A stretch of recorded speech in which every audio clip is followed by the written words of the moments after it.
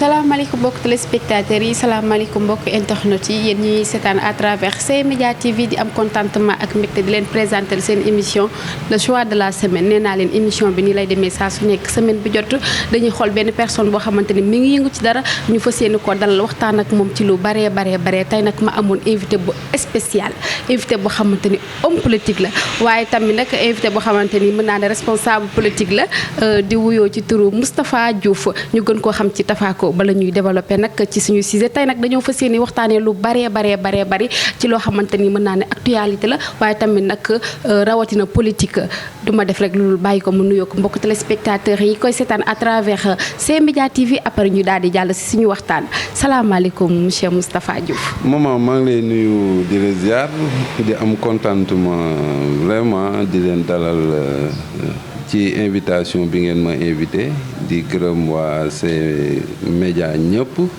di ñaan yàlla sunu borom waxtaan wi am solo loolu ci askan wi yàlla defal ñu jàmm.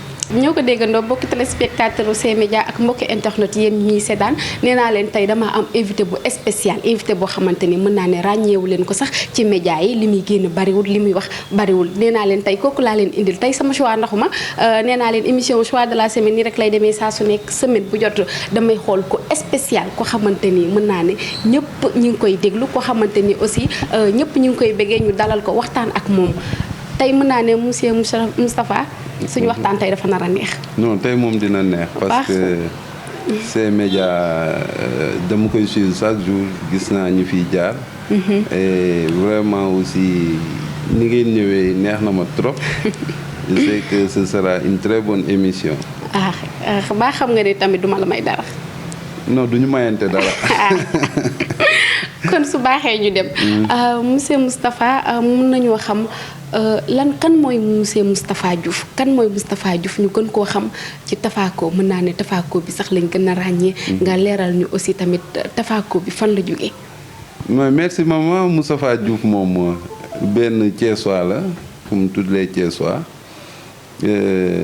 dëkk Diamaguène yaroo juddoo Thiès juddoo Dakar mais màggee Thiès yaroo Thiès plus particulièrement Diamaguène. nekk ku ancré dans la ville de Thiès ku bëgg ville de Thiès parce que li may wax chaque jour gaynde Ndakaaru muusu Thiès ma ko gënal bu weesoo loolu comme ni nga ko laajee Tafako bi bon c'est un nom d'enfance bu ma amoon sama wayju bu góor doon ma ko woowee mu dem ba law ba yegg fii. mën naa ne Tafako bi lañ gën a ràññee. mais c'est vrai Tafako bi nit ñi sax dañuy am problème mu wax Moustapha Diouf. par rapport à une anecdote le coordonnateur départemental Augustin Tine bi sama papa wàññeekoo da doon xool téléphone am mais moom Moustapha Diouf la enregistré mais comme que Tafako bi moo ñëw ci xel mi. mu wër Tafako ba sonn gisul. c'est par la suite lay comprendre que ni Tafako mooy Moustapha Diouf. donc loolu dafay dal ñu bëri. dafay dal ñu bëri souvent. loolu moom day am monsieur Moustapha Diouf ñu gën koo xam ci Tafako. gis nañ ne da ngay yëngu ci politique. nga nekk responsable politique bu ñëpp ràññee fii ci diwaanu Thiès. rawatina APR bu Thiès. lan moo la dugal ci politique ak kañ nga commencé yëngu ci li nga xamante ni mooy politique.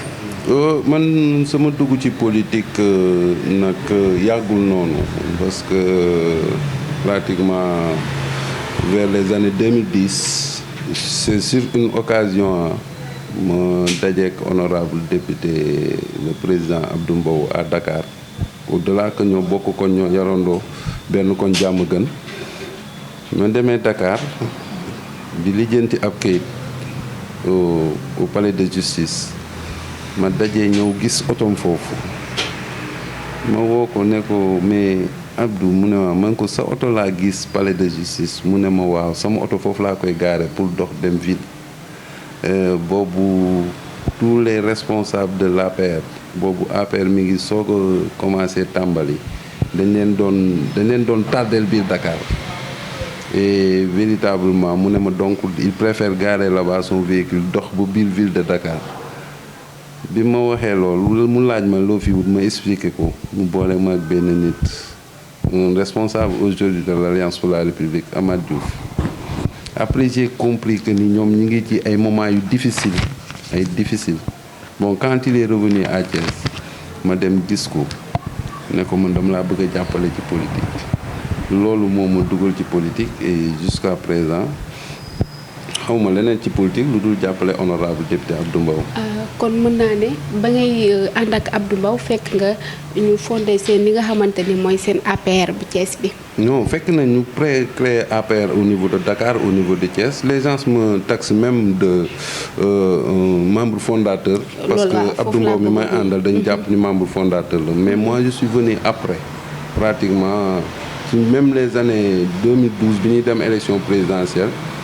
J'ai siégé pour l'APR mais à cause de Abdou Mbow depuis ce jour-là on chemine ensemble.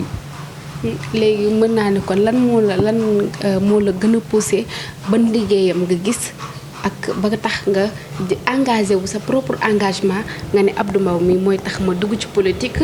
moom lay jàppale. waaw parce que Abdou Mbow comme ni mu la ko waxee on a grandi ensemble pour te dire que depuis même dans les années 97. Il était déjà président de l'ASC Diamaguène il y a 3 ans avant d'être président ñoo bokkoon ASC bi ma gis ni mu ci doon def ni mu ci doon taxawee nekk na fa secrétaire général nekk na fa secrétaire administratif yooyu yëpp cheminement boobu ça m'a poussé quand nag mu nekk dans la vie politique balaa ngay jàppale ji keneen loolu mooy sa première intention mooy jàppale ki nga xam ne moom mooy sa frère.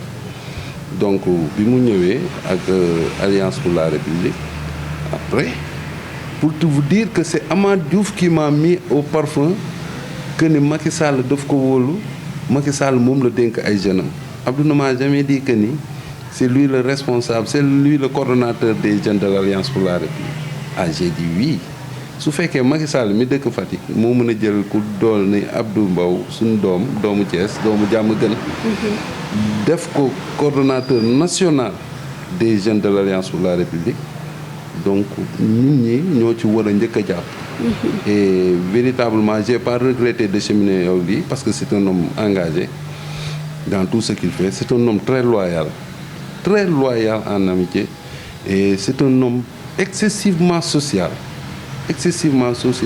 avec beaucoup de désintéressement.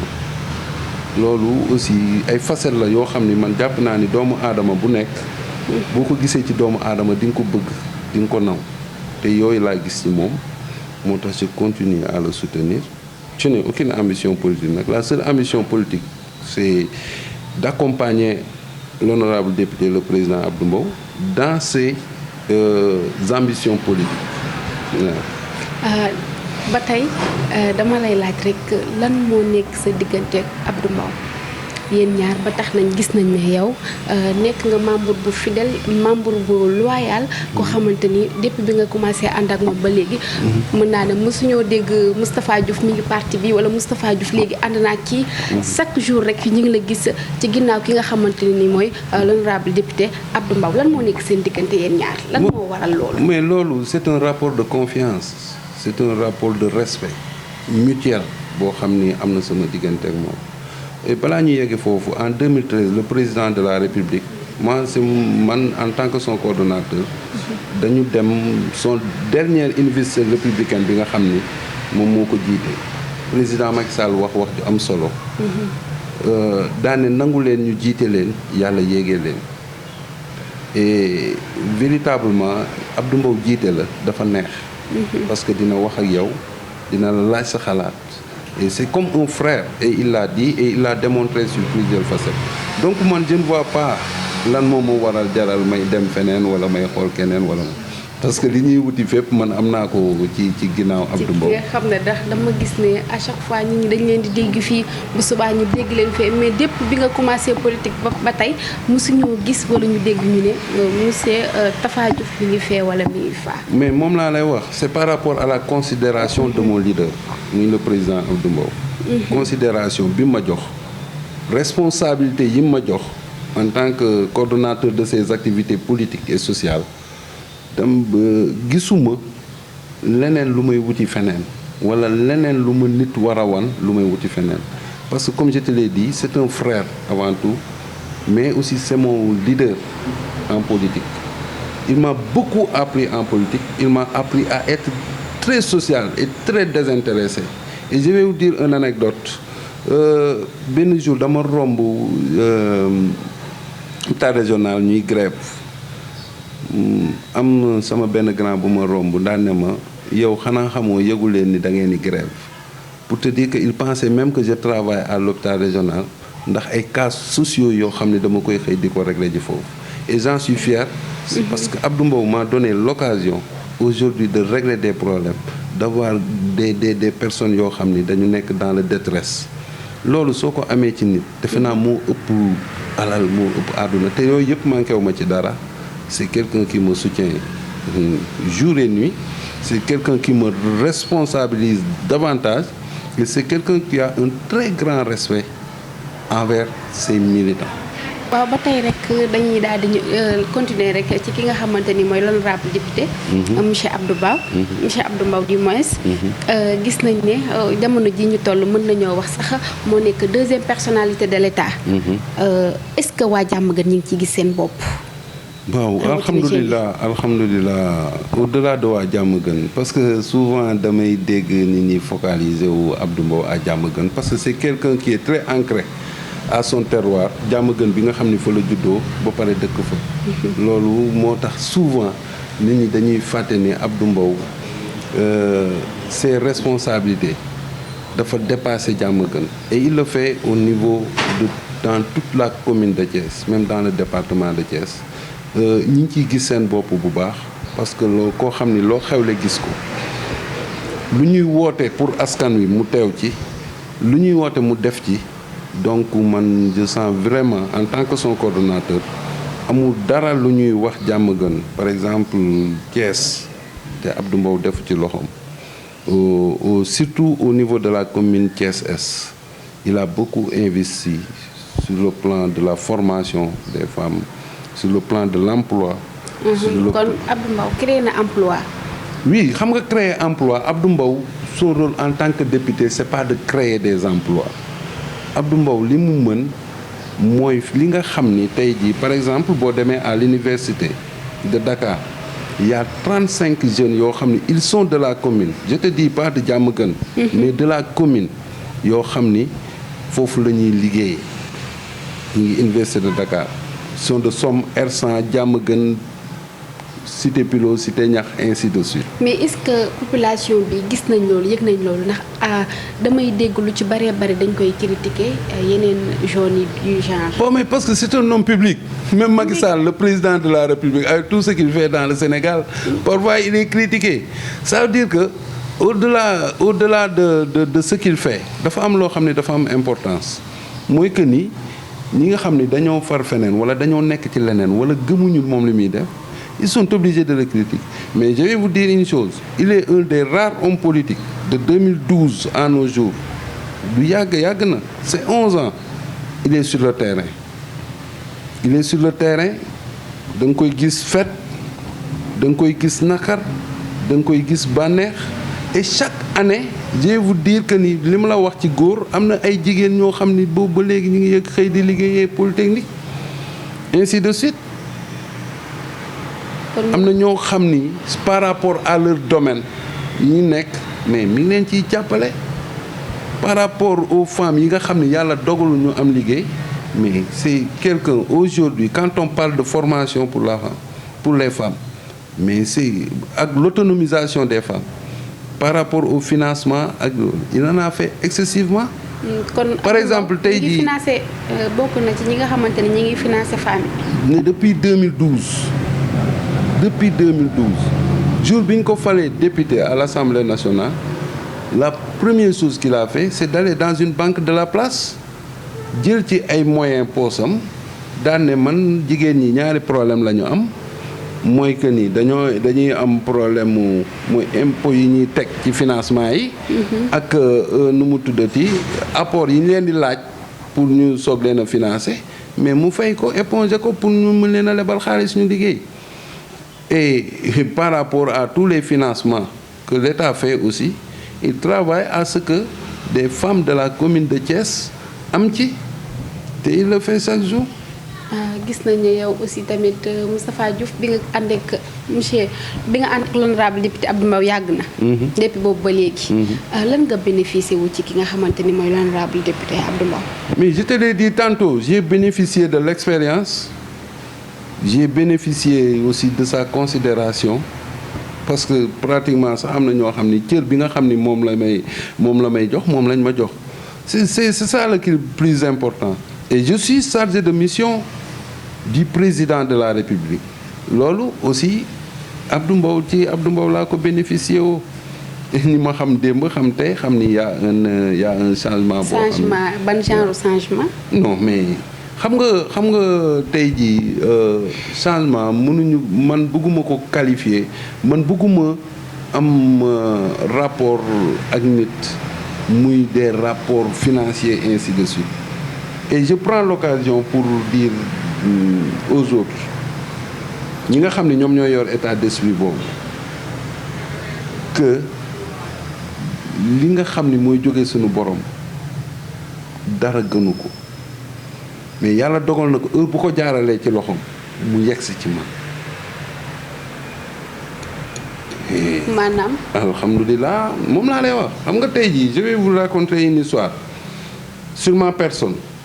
man en 2001 laa quitté la fonction publique sur un coup de tête j'ai résilié mon contrat dans l'armée et je suis parti. Ah bon? waaw aujourd'hui je suis revenu dans la fonction publique grâce à l'honorable député Abdou Mbow. est-ce que compris. Maintenant dafa am loo xam ne dafa gën a am solo mooy rapportu nit ñi il faut que nit ñi génnee ci seen diggante ak homme politique yi que ni man damaa war a yor lii wala damaa war a am lii c'est pas important les rapports humains sont plus moo ëpp solo loolu. mais jamono ji ñu toll loolu moo fi bari képp koo xamante ni rek yaa ngi ànd ak leader. da ngay jàpp ne. premièrement changement balaa population bi ci yëg seen bopp man maa ci war a njëkk a yëg sama bopp. waaw léegi xam nga le véritable problème. Abdou Mbow il n'est pas tombé du ciel pour être député il a eu un parcours. ànd ak Mbaye Jacques. dugg biir PDS génn PDS ànd ak Macky Sall am un traversée du désert loolu bu ko nit ñi occulté et loolu noonu mu jaar noonu man jàpp naa ni soo ñëwee di ànd ak moom loolu ngay njëkk a teg mooy kii dafa sonn fi mu jaar ba yegg si fii mais ay rapports humains waruta doon ay rapports ba pare maak Abdou Mbow c'est pas des rapports politiques tout simplement je te dis que ni il a déclaré haut et fort que c'est mon frère et chaque jour bu xëyee jàmm sa frère nag sa frère la. bul ñu am ay rapport d'argent là et ça dans la scène politique surtout les jeunes il faut qu'ils comprennent que ni l'expérience bi nga xam ne dañ koy am ci politique mu mën leen servir seen dund ba fekk leen bu yàlla na yéex seen alaxira dafa gën ay retombées financières.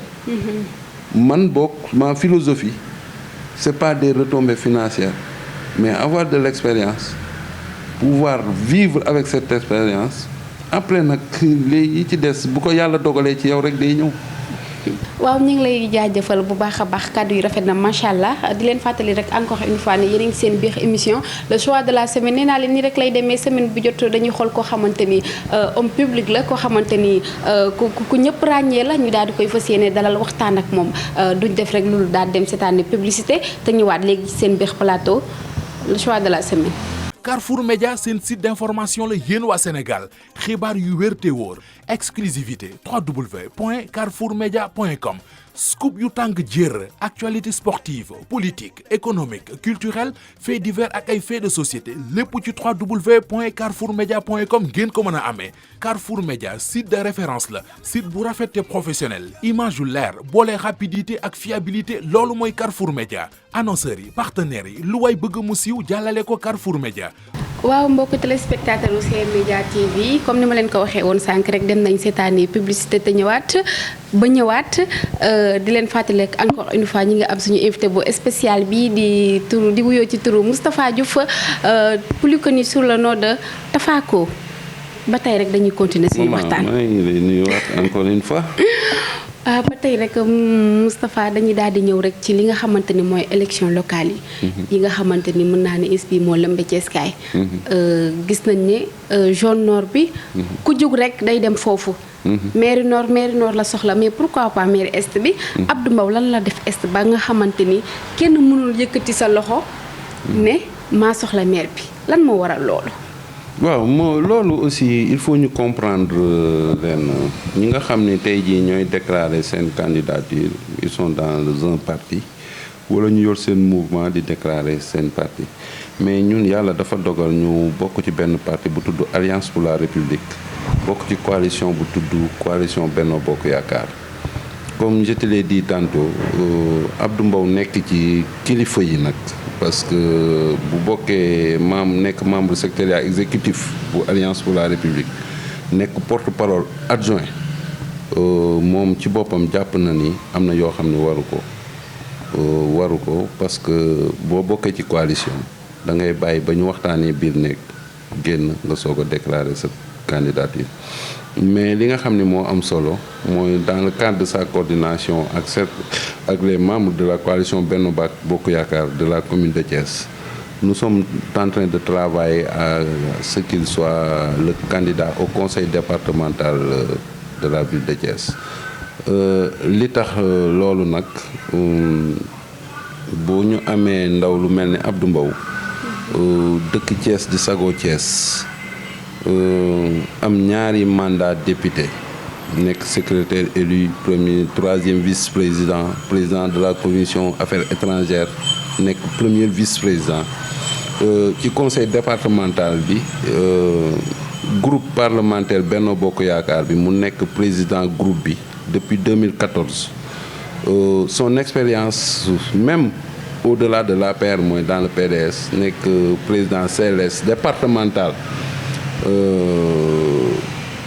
ak ça vécu par exemple tey jii au niveau de la francophonie en tant que député membre de la francophonie dama naa expérience am ak apport yi nga xam ne am na ko Thiès mën nañ ci bénéficier wu loolu moo waral nous travaillons à ce qu'il soit le candidat au conseil départemental de la coalition Benno Bokk Yaakaar. kon Abdou Mbow pare na pour doon maire zone est.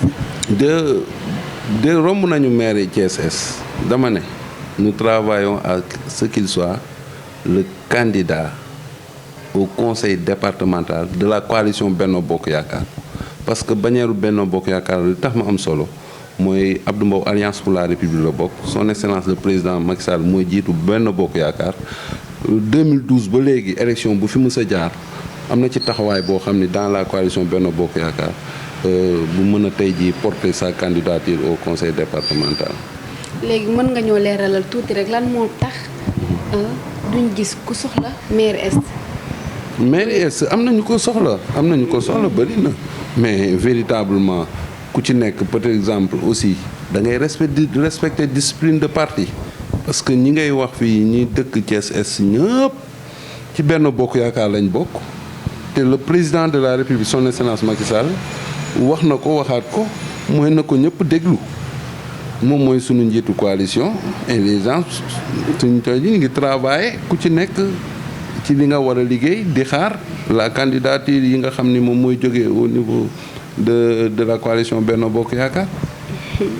ñu waxtaan tuuti rek nga leeral ñu tuuti ci affaire mburoog soow bi nga xamante ni mën naa ne coow li bari na trop est-ce que APR day daal di bootu ci ginnaaw réew mi wala réew mi day daal di bootu ci ginnaaw APR wala ñoom ñaar dañuy daal di fusionné wu rek doon benn.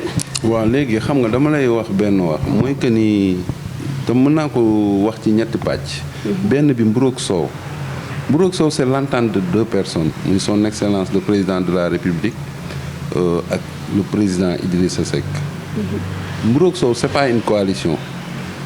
La coalition qui vaille c'est la coalition Benno Bokk Yaakaar ñu gën ko ñu koy sax am ñu koy woowee la grande majorité présidentielle donc loolu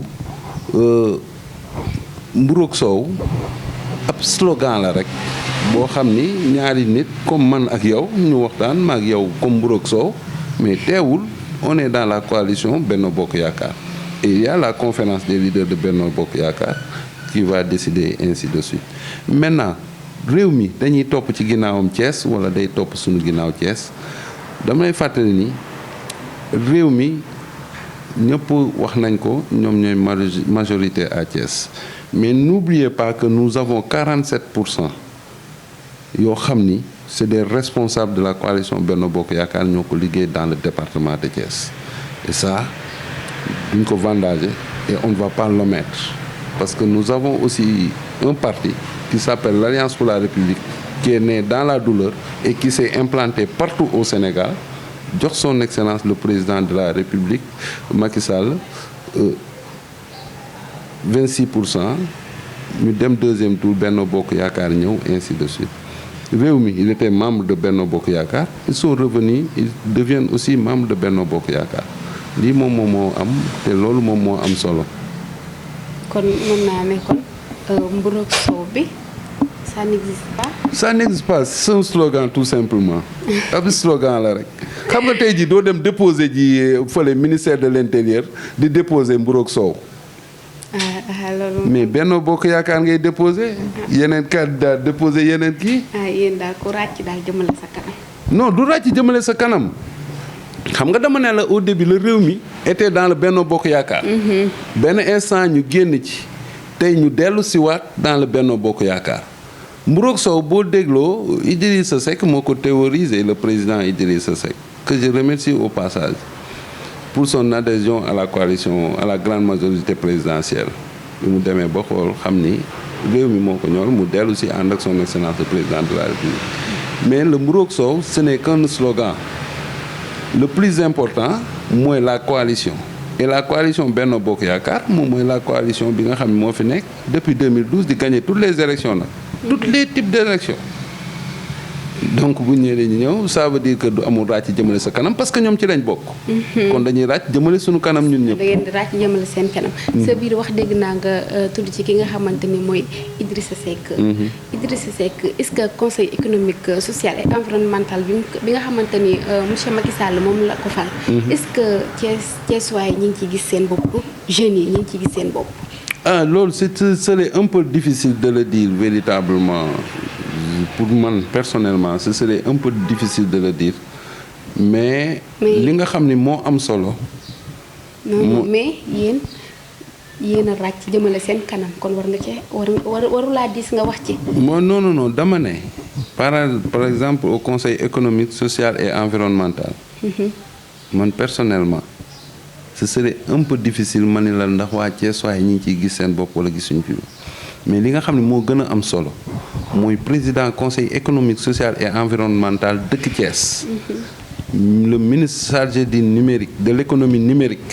dëkk Thiès am na apport bu mu indi Thiès waay parce que lu waay mënti wax aussi am ay ministre ay député ay directeur général ci sa dëkk am na lu muy apporter dëkk bi sur le plan social.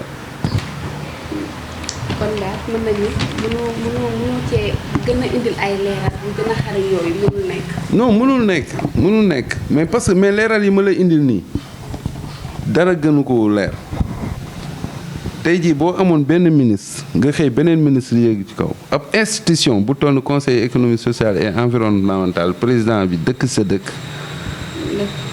quoi qu'on puisse dire am na un apport social dans ta ville.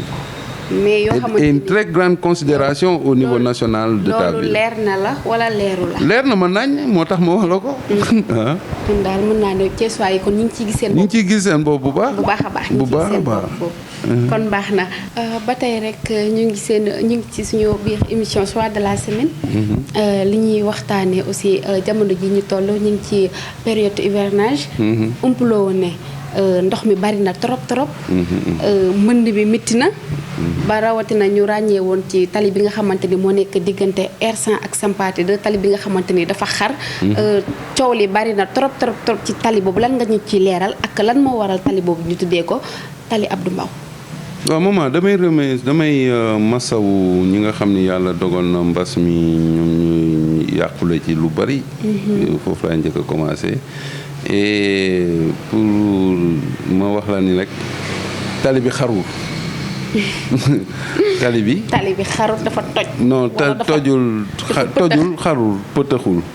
tali bi son excellence le président de la République Macky Sall dans sa vision globale pour les villes du Sénégal moom moo créé ab entité mu tudd Promoville xam ni am na yoo xam ni maire yi mënuñu koo def moom mu jël ses responsabilités moom ne dina ko def ci dëkk yi moom moo indi tali Cité Lamine yi moom moo indi Ablaye Yakhine par exemple dans la commune Thiès Est ak ainsi de suite foo ko gis ci biir commune bi rek bi ñuy defar tali yi dafa am tali bu R100 bi sur le plan technique mu am ay problème comme ni nga ko waxee ñu koy tuddee tali honorable député Abdou Mbow dans une émission défendant la politique du président de la République comme ni nga koy defee tey jii toog ak Lamine Diallo lan Thiès Nord mu ne ko seen chantier yi dara parewu ci mu ne leen chantier yi pare na à 98% ñun Thiès Est am nañu par exemple Cité Lamy am nañu Ablaye Yakhine am nañu Angle Meïssa bu R100 mais à 90% chantier yi pare na mais léegi boo xoolee tali yi ñuy def ci commune bi yëpp benn tali moo fi am problème et c'est des problèmes techniques yoo xam ni honorable dox na ci avec les autorités de la ville les autorités de Promoville pour ñu yeggale ko te incha allah fii ak nawet bi di jeex dinañ ko yeggale ñu ne Abdou Mbow moo ne tali R100 bi pare na nit ñi nag dama xamul fan la ñuy déggee parce que à 90% de manière globale Promoville li mu def ci biir Thiès lépp pare na bokkul ak tali R100 bi pare na mais en citant tali yi nga xam ni moom la ñuy Promoville di def ci biir Thiès ci la cité nu mu tuddati Murit ga Ablaye Yakhine fa la cité Lamine daal di cité Angle Meïssa mais malheureusement boobu moo pareegul te c'est des problèmes techniques comme ni mu la ko waxee léegi les gens en ont profité pour jéem a. seen dégg moo normal maanaam. non man je ne comprends pas même man ba léegi comprendre ma. waaw ba tey rek ñu ngi ci wàllum tali bi. gis nañu tali Abdou Mbow bi. waaw tali Abdou Mbow bi. waaw mais est-ce que tamit du woon récupération politique loolu moo tax Abdou Mbow taxaw ci télé bi TFM jàkkaarloo wax ne carrément tali yi pare nañ rawatina bu R100 boobu. encore une fois dama ne la Abdou Mbow newul tali yi pare na. mais bi mu koy wax moo ne tali yi pare nañ. moom laa lay wax ça veut dire que on peut nangu nañu ko ñu vaar par rapport ak loolu. à 90% tali Promoville yi dans la commune de Thiès pare nañ. il a cité nommément mu ne ñun Thiès Est am nañu Ablaye Yakhine am nañu Cité Lamy am nañu R100 particulièrement Angle Meïssa donc Abdou Promoville mën ci def récupération d'autant plus que bi ñu ñëwee ci loxo maire yi lañ ko teg. Vous avez compris. La deuxième chose la plus importante mooy son excellence le président de la République Macky Sall mi nga xam ni moom moo jël ci xam-xamam ak ci vision am. daane dina jàppale dans les communes moom moo ko def à Thiès. comme ni mu fi defalee stade Lat Dior ba mu équipe nationale mën ci. comme ni mu fexee ba problème mu ndox yi nga xam ni Thiès amoon nañ ko mu wàññeeku bu baax. yooyu c'est à l'actif de son excellence le président de la République Macky Sall. comme l'éclairage public ainsi de suite donc Abdou amul lu muy récupérer ci loolu mais nag en tant que membre de l'Alliance pour la République nekk porte-parole adjoint li nga xam ni son excellence le président de la République comme ni mu koy defee chaque jour def na ko ci dëkk bi mooy fu mu taxaw dina ko fa wax loolu moom mooy la réalité mais amul benn brin de récupération politique par rapport à ces choses-là parce que moom mënal na boppam li muy def xam na ko li muy def je vais vous citer un exemple Abdou a fait plus de 7 millions ci jumaay R100 bi. Donc s'il veut faire de la récupération politique, les actes qu'il a posés dans la commune, loolu lay dem médiatiser ko te ci loolu lañ nekk. mais aussi tamit est-ce que du affaire sabotage politique la moo tax tali yëpp pare te moom tali R100 bi parewul. bon mën naa la xam nga tali R100 encore une fois dafa am infrastructure yu fa nekkoon. tali boobu boo xoolee di nga gis branchement d'eau ONAS évacuation d'eau yi boo xoolee li tax Cité Lamine pare Cité Lamine amu ko woon. Ablaye Yakhine amu ko woon. donc moo tax ma ne la c'est des problèmes techniques moom moo tardé loolu. ñu ngi continuer wu di masawu aussi waa R100 par rapport ak cette situation là. mais yan façon problème technique la moo tax. moom laa lay wax parce que dafa am infrastructure bu fa nekk boo xam ni ONAS moo ko moom. Promoville war a ñëw teg tali ci kawam parce que son excellence le président de la république li tax tali bu R100 boobu ak yeneen te xam nga tali R100 am na yeneen tali. mais Promoville ci ay directives yi ñu jot ci président de la république mooy foo xam ne am na poste de santé am na école da nga fay def tali réfectionner waale poste de santé bi jàppale waale école bi aussi réfectionner école bi loolu moom moo indi loolu. c'est des problèmes techniques te comme ni ma la ko waxee honorable député le président en tant que parlementaire il a fait le plaidoyer de cette route te incha allah après l'hivernage incha allah dinañ ko yeggale ci jàmm. mais tali bi lan moo tax ñu tuddee ko tali Abdou Mbow. moom laa lay wax. lu waral tali Abdou Mbow des gens mal intentionnés su ñoo jël travestir les propos de Abdou Mbow tuddee ko moom koy damay ñaan yàlla rek bu paree incha allah. Que ki fi nekk maire mu tuddee ko Abdou Mbow rek comme que tuddee nañ ko ba pare. waaw su boobaa moom tur bi du dañ moom. waaw tur bi moom mënatul a dañ tur bi moom mënatul a dañ. xanaa day fas yéene rek xool nan la koy continuer rek. ba tali bi pare bu ko defee. waa R100 daal di gën a kontaan ci moom. waaw ins bi nag temps bi mu ngi ñuy xotti duma def rek loolu bàyyi la nga tàggoo ko mbokku téléspectateur ak mbokku internet yi nga xamante ni ñu ngi seetaan à travers C-Media TV.